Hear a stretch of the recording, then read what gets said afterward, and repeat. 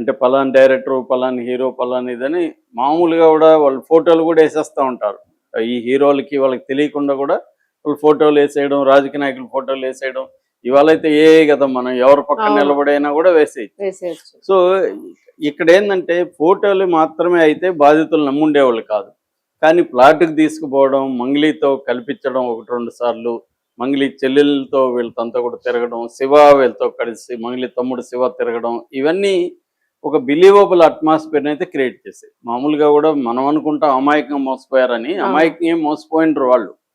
వాళ్ళు అనేక ఆలోచించుంటారు లాజిక్లు. ఆ లాజిక్లకంతా వీళ్ళు ఆన్సర్లు ఇస్తా వస్తారు. సో ఇదొక ఎలాబరేట్ మోసం చేసే ఒక ప్రక్రియ. క్రైమ్ ఎలాబరేట్గా చేస్తారు. సో మనకి అందుకనే జేడి లక్ష్మీనారాయణ లాంటి భార్య కూడా మోసపోయిందంటే అర్థం ఏంటి? నేను ఇంతకుముందు వీడియోలో కూడా చెప్పాను ఒకసారి. చాలా తెలివైన వాళ్ళు కూడా మోసపోతారు. ఎందుకంటే ఆ తెలివైన వాళ్ళని ఎలా మోసం చేయాలో యువతలోడు ప్లాన్ చేసుకొని చాలా హానెస్ట్గా ఉన్నట్టు, చాలా ఇదిగా ఉన్నట్టు ఆ తెలివైన వాడిని నమ్మించడానికి ఒక స్కీమ్ వేసుకుంటారు. అది ఒక స్టెప్ బై స్టెప్ ఉంటుంది. ఒకేసారి అన్ని రివీల్ కావు.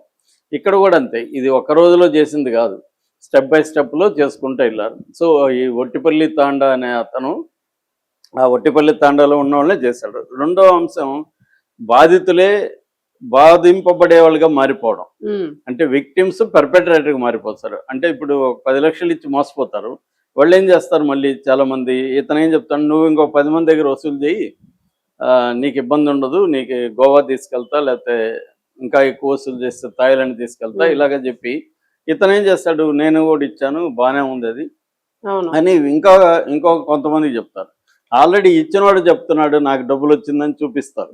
నేను చాలాసార్లు చూశాను. వాళ్ళు చాలా నమ్మకంగా మనకి చూపిస్తారు. అన్ని డాక్యుమెంట్స్, నాకు వచ్చింది పడింది చూడు, బ్యాంక్ అకౌంట్, ఇవన్నీ చూపిస్తారు. అంటే రెండోది, మనకు తెలిసిన వ్యక్తి, మనతో కూడా రోజు తిరిగే వ్యక్తి అని ఎక్కువగా, అందుకనే తెలిసిన వాళ్ళే ఎక్కువ మోసపోతుంటారు. తెలిసిన వాళ్ళని మోసం చేయడం ఈజీ స్ట్రేంజర్స్ కంటే.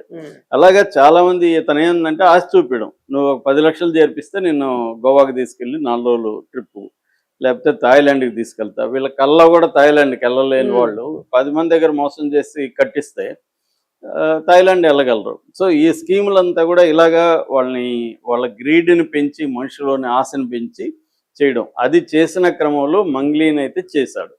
మంగ్లీ తమ్ముడు కూడా చేశాడు. మరి మంగ్లీకి డబ్బులు ఇచ్చారా లేదనేది క్లారిటీ లేదు, కానీ బయట వినపడుతుంది మంగ్లీకి 25 లక్షలు ట్రాన్స్ఫర్ అయిందని ఇతని నుంచి, మధు నుంచి. అలాగే గోల్డ్ నెక్లెస్ 4.5 లక్ష ఇచ్చాడని ఇవన్నీ కూడా వస్తున్నాయి. సో ఈమె అయితే వాళ్ళతో కూడా అసోసియేటెడ్ అయింది. కానీ స్కామ్తో అసోసియేషన్ ఉందా లేదనేది ఇంకా తేలాలి. ఇక్కడ ప్రాబ్లం ఏంటంటే మంగ్లీ ఎందుకు ఇలా బిహేవ్ చేస్తుంది అనేది ఇక్కడ అందరికి వస్తున్న డౌట్.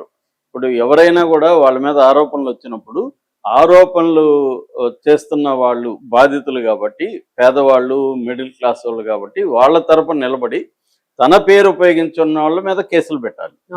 ఎందుకంటే తనను బదనాం చేశారు, తనని బ్యాడ్ చేశారు కాబట్టి వాళ్ళకి వ్యతిరేకంగా బాధితుల తరపున, ఎందుకంటే నా పేరు వాడారు కాబట్టి నేను ఉంటాను అనేది ఒకటి. రెండు, ఆమె ఒక గిరిజన, ఆమె పదే చెప్తున్నట్టుగా ఆమె ఒక గిరిజన బిడ్డగా గిరిజనులకు అన్యాయం జరిగింది కాబట్టి గిరిజనుల వైపు నిలబడాలి. ఈ ప్రత్యక్షరాతో అదే ప్రశ్నిస్తుంది, నువ్వు ఇప్పటివరకు గిరిజనులకు ఏం చేసావు, ఎప్పుడన్నా ఏమన్నా చేసావా, గిరిజనుల వైపు ఎందుకు నిలబడట్లేదు అనేది ఆమె అడుగుతుంది.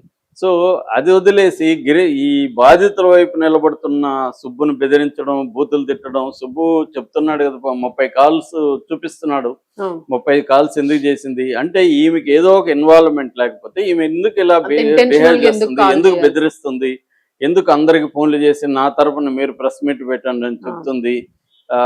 ఇది అందరికి అనుమానాలు. శివ కూడా నేను ఇందాక కూడా ఒక ఆడియో కాల్లో శివ మాట్లాడేది విన్నాను ఒక జర్నలిస్ట్తో. అతను క్లియర్గా అసలు నాకు మధుకు సంబంధమే లేదు, నేను మధును చూడలేదు అంటున్నాడు. కానీ మధుతో గోకుల్ నందన్ కంపెనీలో తనకు సన్మానం జరిగిన ఫోటోలు, వీడియోలు అంతా బయటకు వచ్చాయి. మధుతో శివ తిరిగాడు అనేది క్లియర్గా ఉంది. మరి శివ ఎందుకు అబద్ధాలు చెప్తున్నాడు అంటే క్లియర్గా మంగ్లీ కానీ శివ కానీ వీళ్ళు సంథింగ్ ఏదో ఉంది, దాస్తున్నారు.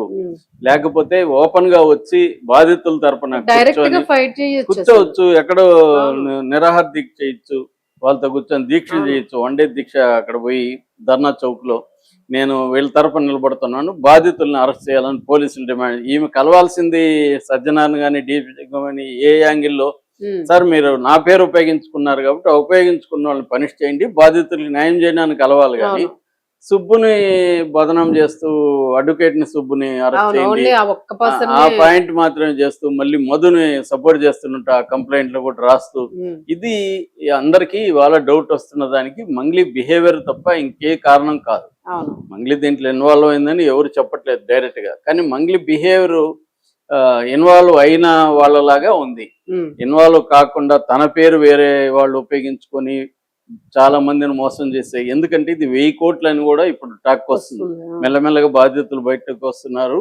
ఇది సుబ్బు చెప్తున్నది మాత్రం తన దగ్గరికి 80 మంది వచ్చారని, ఆ 80 మందిలో దాదాపు 10 కోట్లు అయితే పెట్టారనేది సుబ్బు వాంగ్మూలం. దాంతోపాటు అతను ఇప్పుడు అతనికి వచ్చినాక అతను దాదాపు 300 కోట్లు ఇన్వాల్వ్ అయినట్టుగా సుబ్బు చెప్తున్నాడు తనకున్న సర్కిల్లో. కానీ ఇంకొంతమంది చెప్తున్నది ఏమంటే ఇది విస్తరించింది, తెలంగాణలో స్టార్ట్ అయ్యి ఆంధ్రాకి వెళ్ళి నల్గొండ తర్వాత కర్నూలు ఆ ఏరియాకి వెళ్ళి అక్కడ నుంచి కర్ణాటకకు కూడా వెళ్ళింది. కాబట్టి ఇది 1000 కోట్లు కూడా ఉండొచ్చు అని. సో ఇక్కడ ఇంకొక యాంగిల్ ఏమంటే ఈ 1000 కోట్లు డబ్బులు అనేది ఎక్కడికి పోయింది అనేది యాంగిల్లో ఇప్పుడు ఇన్వెస్టిగేట్ చేయాలి. అది ఏం జరుగుతుంది